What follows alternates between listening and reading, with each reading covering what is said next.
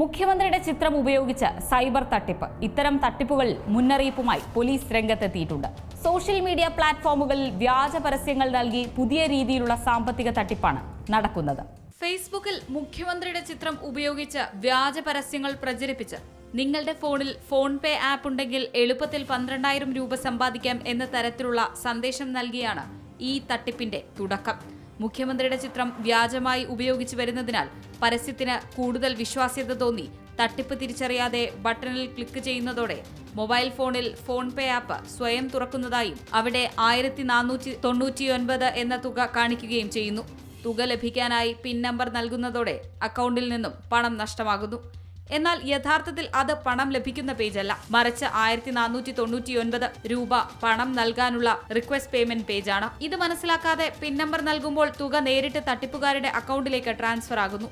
Social മീഡിയയിൽ കാണുന്ന പണം സമ്പാദിക്കാനുള്ള എളുപ്പമാർഗം, പ്രമുഖരുടെ ചിത്രങ്ങൾ അടങ്ങിയ പരസ്യങ്ങൾ എന്നിവ സൈബർ തട്ടിപ്പുകളാണെന്ന് പോലീസ് മുന്നറിയിപ്പ് നൽകുന്നു. UPI ആപ്പുകൾ ഉപയോഗിക്കുമ്പോൾ പിൻ നൽകുന്നത് പണം സ്വീകരിക്കാനല്ല, പണം അയക്കാനാണെന്ന കാര്യവും പ്രത്യേകം ശ്രദ്ധിക്കണമെന്നും മുന്നറിയിപ്പുണ്ട്. ഇത്തരത്തിലുള്ള സംശയാസ്പദമായ പരസ്യങ്ങൾ കണ്ടാലുടൻ റിപ്പോർട്ട് ചെയ്യാനാണ് പോലീസ് നിർദ്ദേശം. സൈബർ തട്ടിപ്പിന് ഇരയായാൽ ഉടൻ 1930 എന്ന സൈബർ ഹെൽപ്പ് ലൈൻ നമ്പറിലോ ദേശീയ സൈബർ ക്രൈം പോർട്ടലായ cybercrime.gov.in പരാതി നൽകാം.